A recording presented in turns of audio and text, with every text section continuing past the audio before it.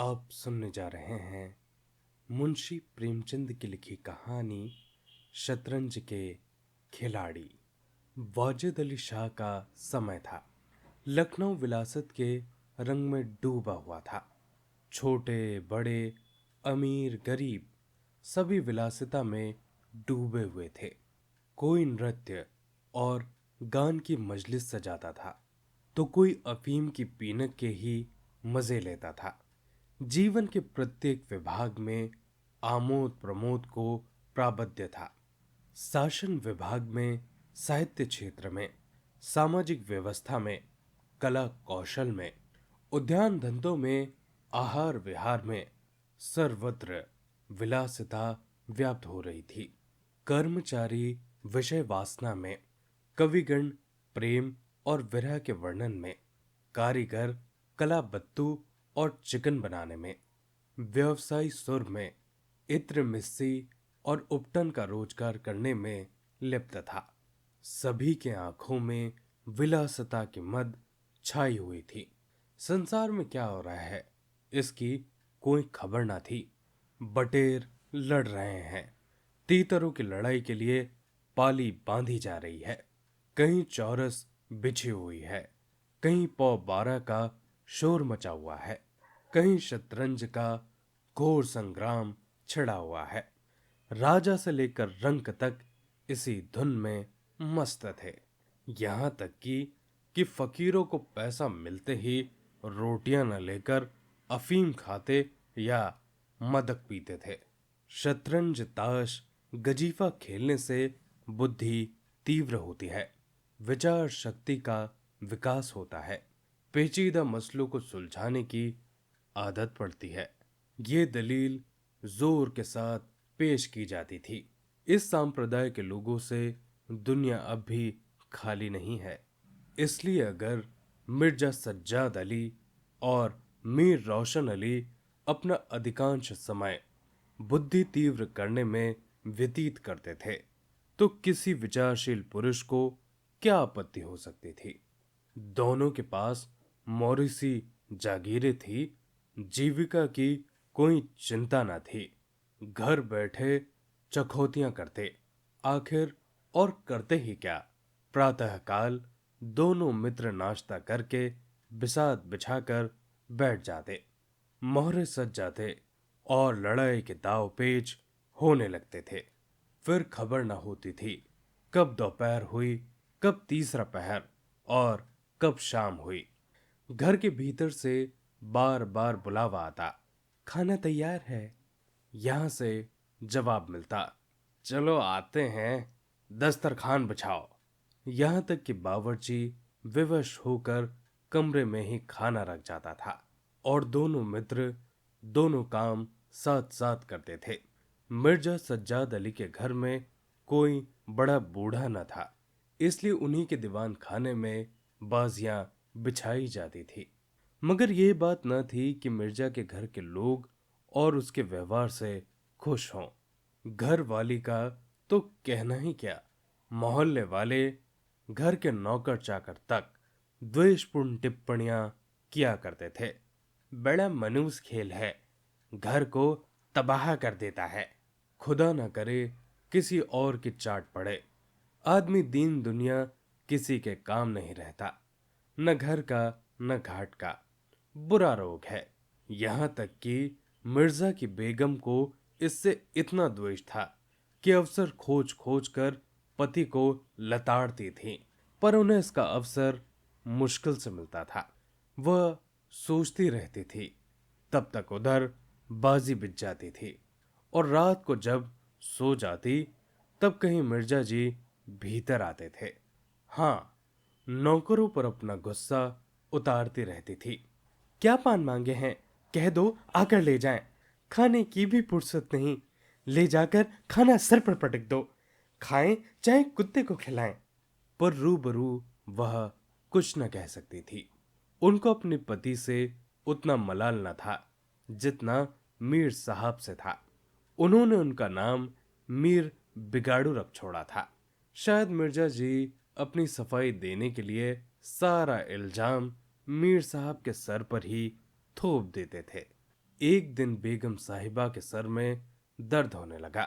उन्होंने लौंडी से कहा, मिर्जा साहब को बुला लो, किसी हकीम के यहां से दवा लाएं, दौड़ जल्दी कर। लौंडी गई तो मिर्जा ने कहा, चल अभी आते हैं। बेगम का मिजाज गर्म था। इतनी ताप कहां कि सर में दर्द हो और पति शतरंज खेलता रहे। चेहरा सुर्ख हो गया। लौंडी से कहा, जाकर कहे अभी चलिए, नहीं तो आप ही हकीम के यहाँ चली जाएंगी। मिर्जा जी बड़ी दिलचस्प बाजी खेल रहे थे। दो ही किश्तों में मीर साहब की मात हुए जाती थी। झल्ला कर बोले, क्या ऐसा दम लबों पर जरा सब्र नहीं होता? मीर साहब, अरे तो जरा सुन ही आइए ना, औरतें नाजुक मिजाज होती हैं। मिर्जा, जी हां, चला क्यों ना जाऊं, दो ही किश्तों में आपकी मात होती है। मीर साहब, जनाब इस भरोसे में ना रहिए, वह चाल सोची है कि आपके मोहरे धरे के धरे रह जाएंगे और मात हो जाएगी। मीर, जनाब इस भरोसे में ना रहिए, वह चाल सोची है कि आपके मोहरे धरे के धरे रह जाएंगे और मात हो जाएगी।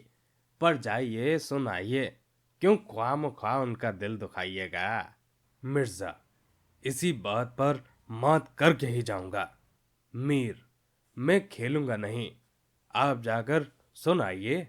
मिर्जा, अरे यार, जाना ही पड़ेगा हकीम के यहाँ, सिर दर्द खाक नहीं, मुझे परेशान करने का बहाना है।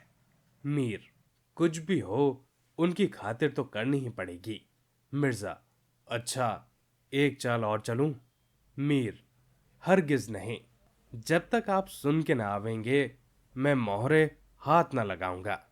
मिर्जा साहब मजबूर होकर अंदर गए तो बेगम साहिबा ने त्योरियां बदल कर लेकिन कराहते हुए कहा, तुम्हें निगोड़ी शतरंज इतनी प्यारी है, चाहे कोई मर ही जाए पर उठने का नाम नहीं लेते। नौज कोई तुम जैसा आदमी हो। मिर्जा, क्या कहूं, मीर साहब मानते ही ना थे। बड़ी मुश्किल से पीछा छुड़ा कर आया हूं। बेगम, क्या वह जैसे खुद निखट्टू हैं वैसे सबको समझते हैं? उनके भी बाल बच्चे हैं या सबका सफाया कर डाला?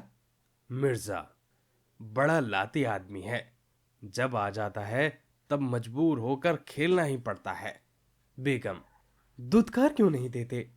मिर्जा, बराबर का आदमी है, उम्र में दर्जे में मुझसे 2 अंगुल ऊंचे हैं, मुलाहिजा करना ही पड़ता है। बेगम, तो मैं खुद ही दुत्कार देती हूँ, नाराज हो जाएं, कौन सी रोटियां ही चला देते हैं। रानी रूठेगी, अपना सुहाग लेगी। हीरिया, बाहर से शतरंज उठा ला, मीर साहब से कहना मियाँ अब न खेलेंगे, आप तशरीफ ले जाएं। मिर्जा, हाँ हाँ, कहीं ऐसा गजब भी ना करना, जलील करना चाहती हो क्या? ठहर हीरिया, कहाँ जाती है? बेगम, जाने क्यों नहीं देते, मेरे ही खून पिए जो उसे रोके। अच्छा, उसे रोका, मुझे रोके तो जानू। यह कहकर बेगम साहिबा झल्लाई हुई, दीवान खाने की तरफ चली। मिर्जा बेचारे का रंग उड़ गया। बीवी की मिन्नतें करने लगे, खुदा के लिए हजरत हुसैन की कसम, मेरी ही मैयत देखे जो उधर जाए। लेकिन बेगम न मानी, दीवान खाने के द्वार तक चली गई। पर एकाएक एक पुरुष के सामने जाते हुए पांव बंद गए। भीतर झांका, संयोग से कमरा खाली था। मीर साहब ने 2 मोहरे इधर उधर कर दिए थे और अपनी सफाई बताने के लिए बाहर टहल रहे थे। फिर क्या था, बेगम ने अंदर पहुंचकर बाजी उलट दी। मोहरे कुछ तख्त के नीचे फेंक दिए, कुछ बाहर और किवाड़ अंदर से बंद करके कुंडी लगा दी। मीर साहब दरवाजे पर तो थे ही, मोहरे बाहर फेंके हुए देखे जाते। चूड़ियों की झनक भी कान में पड़ी। फिर दरवाजा बंद हुआ तो समझ गए बेगम बिगड़ गई। घर की राह ली। मिर्जा ने कहा, तुमने गजब किया। बेगम, अब मीर साहब इधर आए तो खड़े खड़े निकलवा दूंगी। इतनी लोग खुदा से लगाते तो क्या गरीब हो जाते? आप तो शतरंज खेले और मैं यहाँ चूल्हे चक्की की फिक्र में सिर खपाऊं। बोलो, जाते हो हकीम के यहाँ कि अब तामुल है? मिर्जा घर से निकले और हकीम के घर जाने के बदले मीर साहब के घर पहुंचे और सारा वृतांत कह सुनाया। मीर साहब बोले, मैंने तो जब मोहरे बाहर आते देखी तभी ताजड़ गया, फौरन भागा। बड़ी गुस्सेवार मालूम होती हैं, मगर आपने उन्हें यूं सर चढ़ा रखा है, यह मुनासिर नहीं। उन्हें इससे क्या मतलब कि आप क्या करते हैं? घर का इंतजाम करना उनका काम करना है, दूसरी बातों से उन्हें क्या सरोकार? मिर्जा, खैर, अब ये तो बताइए, अब कहाँ जमा होगा? मीर, इसका क्या गम है, इतना बड़ा घर पड़ा है, बस यहीं जमे। मिर्जा, लेकिन बेगम साहिबा को कैसे मनाऊंगा? जब घर पे बैठा रहता था तो वह इतनी बिगड़ती थी, यहां बैठक होगी तो शायद जिंदा ना छोड़ेगी। मीर, अजीब बकने भी दीजिए, 2-4 रोज में आप ही ठीक हो जाएंगी। हाँ, आप इतना कीजिए कि आज से जरा तन जाइए। मीर साहब की बेगम किसी अज्ञात कारण से उनके घर से दूर रहना ही उपयुक्त समझती थी, इसलिए वह उनके शतरंज प्रेम की कभी आलोचना न करती थी, बल्कि कभी कभी मीर साहब के देर हो जाते तो याद दिला देती थी। इन कारणों से मीर साहब को यह भ्रम हो गया था कि मेरी स्त्री अत्यंत विनयशील और गंभीर है। लेकिन जब दीवान खाने में बिसात बिछने लगी और मीर साहब दिन भर घर में जमे रहने लगे तो उन्हें बड़ा कष्ट होने लगा। उनकी स्वाधीनता में बाधा पड़ गई। दिन भर दरवाजे पर झांकने को तरस जाती, उधर नौकरों में कानाफूसी होने लगी। अब तक दिन भर पड़े पड़े मक्खियां मारा करते थे। घर में चाहे कोई आवे चाहे कोई जाए, इनसे उन्हें कोई मतलब न था। आठों पहर की धौस हो गई। कभी पान लाने का हुक्म होता तो कभी मिठाई लाने का, और हुक्का तो किसी प्रेमी के हृदय की भांति नित्य जलता ही रहता था। वे बेगम साहब से जा जाकर कहते, हुजूर मियाँ की शतरंज तो हमारे जी का जंजाल हो गई है। दिन भर दौड़ते दौड़ते पैरों में छाले पड़ गए। यह भी कोई खेल है? सुबह को बैठो तो शाम ही कर दी। घड़ी आध घड़ी दिल बहलाव के लिए खेल लेना बहुत है। खैर, हम तो कोई शिकायत नहीं, हुजूर के गुलाम हो, जो हुक्म होगा बजा ही लावेंगे। मगर यह खेल मनहूस है, इसका खेलने वाला कभी पनपता नहीं। घर पर कोई न कोई आफत जरूर आती है। यहाँ तक कि एक के पीछे एक मोहल्ले तबाह होते जाते देखे गए हैं। सारे मोहल्ले में यही चर्चा होती रहती है, हुजूर का नमक खाते हैं। आका की बुराई सुन सुनकर रंज होता है, मगर क्या करें? इस पर बेगम साहिबा कहती, मैं तो खुद ही इसे पसंद नहीं करती, पर क्या, किसी की सुनते ही नहीं, क्या किया जाए? मोहल्ले में 2-4 पुराने जमाने के लोग थे। वे आपस में भांति भांति के अमंगल की कल्पनाएं करने लगे। अब खैरियत नहीं, अब हमारे रईसों का यह हाल है तो मुल्क का खुदा ही हाफिज। यह बादशाहत शतरंज के हाथों तबाह होगी। आसार बुरे हैं। राज्य में हाहाकार मचा हुआ था। प्रजा दिन दहाड़े लूटी जाती थी। कोई फरियाद सुनने वाला न था। देहातों की सारी दौलत लखनऊ में खींची चली आती थी और वह वेश्याओं में, भांडों में और विलासिता के अन्य अंगों की पूर्ति में उजड़ जाती थी। अंग्रेजी कंपनी का ऋण दिन ब दिन बढ़ता जाता था। कमली दिन दिन भीग कर भारी हो जाती थी। देख में सुव्यवस्था न होने के कारण वार्षिक कर भी न वसूल होता था। रेसिडेंट बार बार चेतावनी देता आता था, पर यहाँ लोग विलासिता के नशे में चूर थे। किसी के कानों में जू न रेंगती थी। खैर, मीर साहब के दीवान खाने में शतरंज होते महीने गुजर गए। नए नए नक्शे हल किए जाते, नए नए बनाए जाते, नित्य नई व्यूह रचना होती। कभी कभी खेलते खेलते भिड़ हो जाती थी, तू मैं की नौबत आ जाती थी, पर शीघ्र ही दोनों में मेल हो जाता। कभी कभी ऐसा माहौल भी होता था कि बाजी उठा दी जाती थी। मिर्जा जी रूठ कर अपने घर जा बैठते, पर रात भर की निद्रा के बाद सारा मनोमालिन्य शांत हो जाता था। प्रातःकाल दोनों मित्र दीवान खाने में आ पहुंचते थे। एक दिन दोनों मित्र बैठे शतरंज की दलदल में गोते खा रहे थे।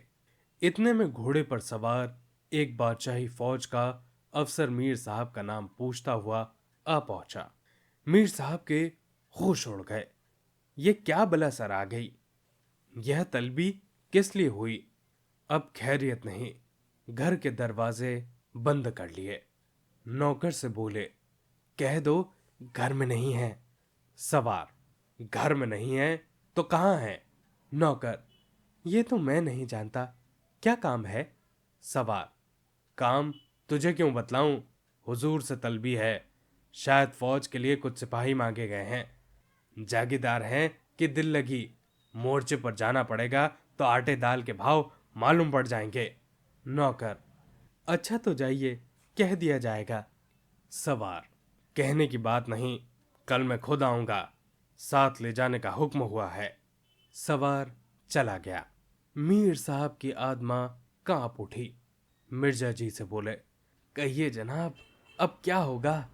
मिर्जा, बड़ी मुसीबत बे, कहीं मेरी भी तलबी ना हो जाए। मीर, कमबख्त कल आने को कह गया है। मिर्जा, आफत है और क्या, कहीं मोर्चे पर जाना पड़ा तो बेमौत मरे। मीर, बस यही एक तदबीर है कि घर पर मिले ही नहीं। कल से गोमती पर कहीं वीराने में नक्शा जमे, वहां किसे खबर होगी? हजरत आकर लौट जाएंगे। मिर्जा, वल्लाह खूब सूझी, इसके सिवा और कोई तदबीर नहीं। इधर मीर साहब की बेगम उस सवार से कह रही थी, तुमने खूब दृढ़ता बताई। उसने जवाब दिया, ऐसे गांव दियों को चुटकियों पर नचाता हूं। इसकी सारी अकल और हिम्मत तो शतरंज ने चढ़ ली, अब भूल कर भी घर न रहेगा। दूसरे दिन से दोनों मित्र मुंह अंधेरे घर से निकल खड़े होते।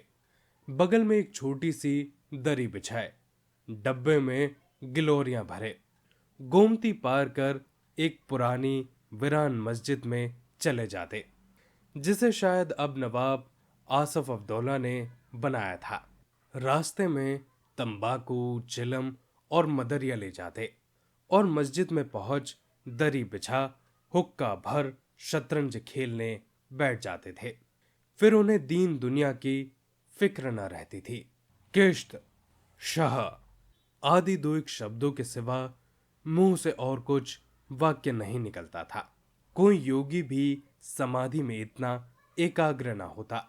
दोपहर को जब भूख मालूम होती तो दोनों मित्र किसी नान भाई की दुकान पर जाकर खाना खा आते।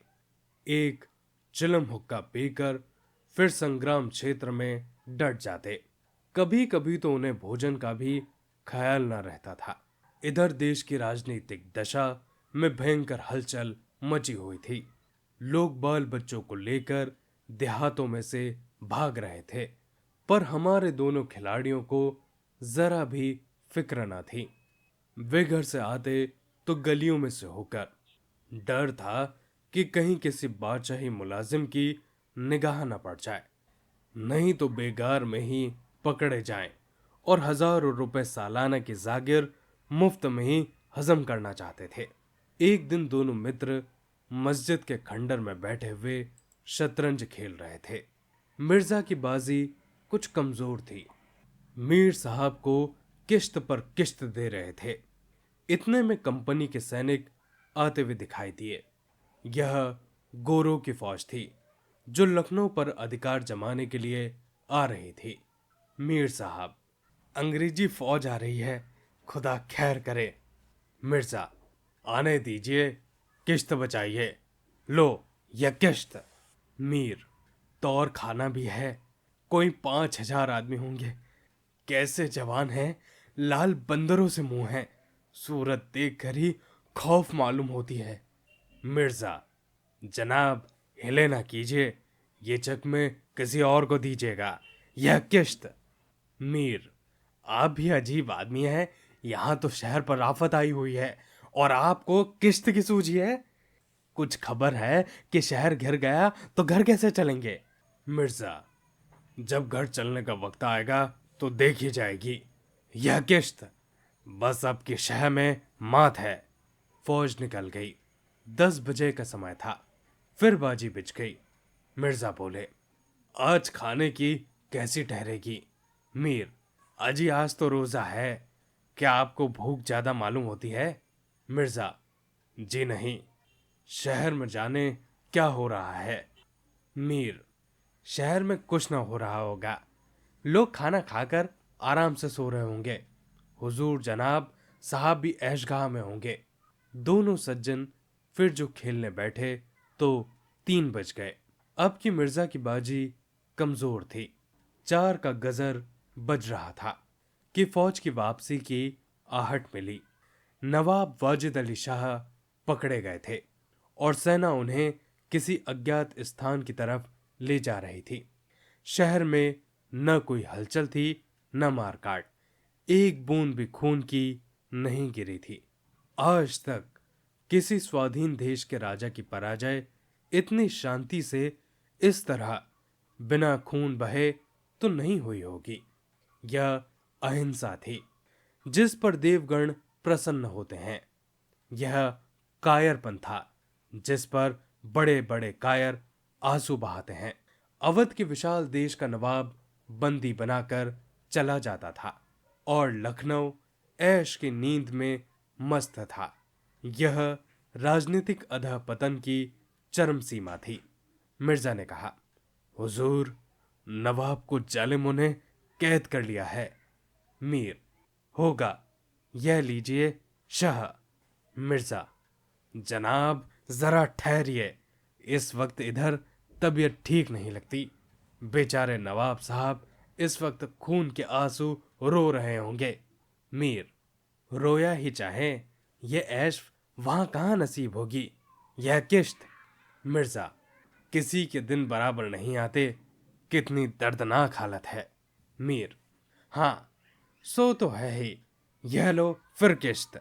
बस अब की किश्त में मात है, बच नहीं सकते।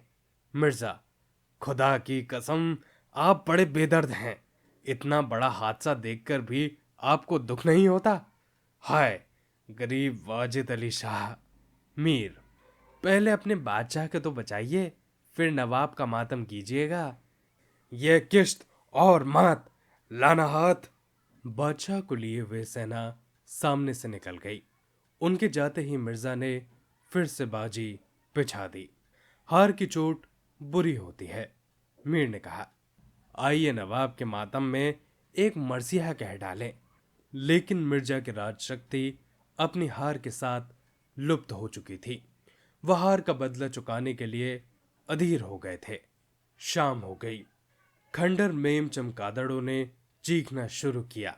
अबाबिल आ आकर अपने घोंसलों में चिमटी, पर दोनों खिलाड़ी डटे हुए थे, मानो दोनों एक दूसरे के खून के प्यासे सुरमा आपस में लड़ रहे हों। मिर्जा जी लगातार 3 बाजियां हार चुके थे। इस चौथी बाजी का रंग भी अच्छा ना था।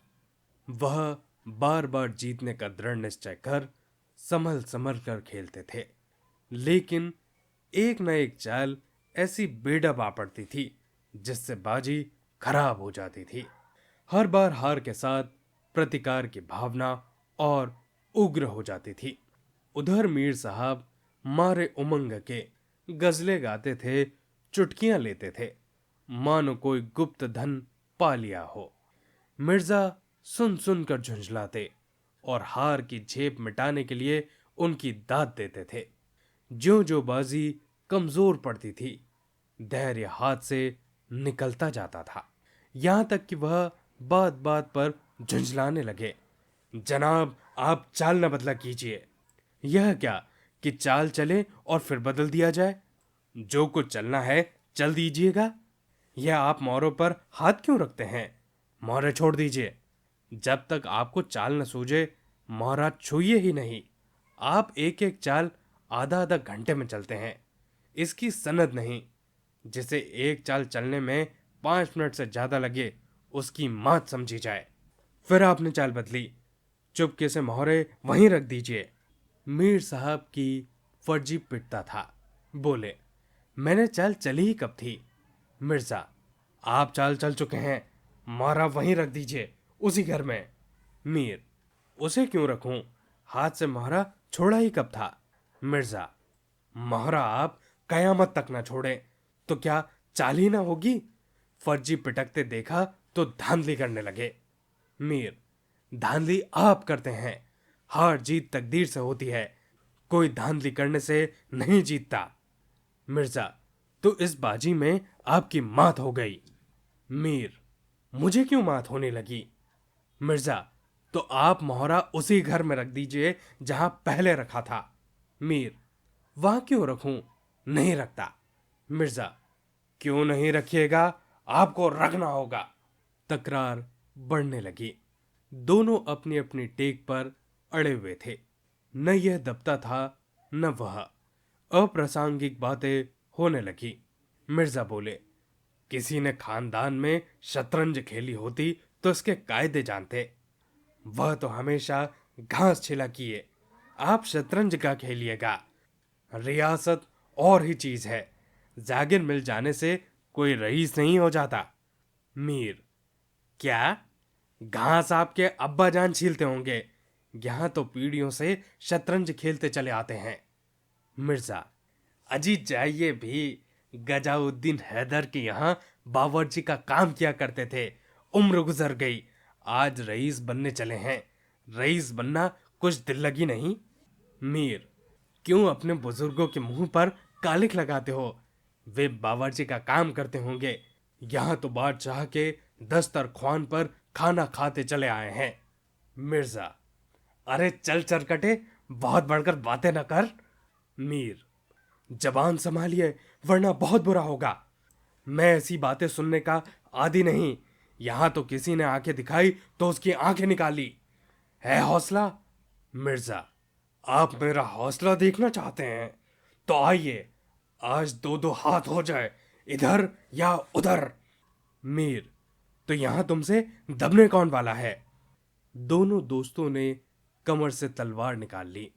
नवाबी जमाना था। सभी तलवार, पेश कब्ज कटार वगैरह बांधे रहते थे।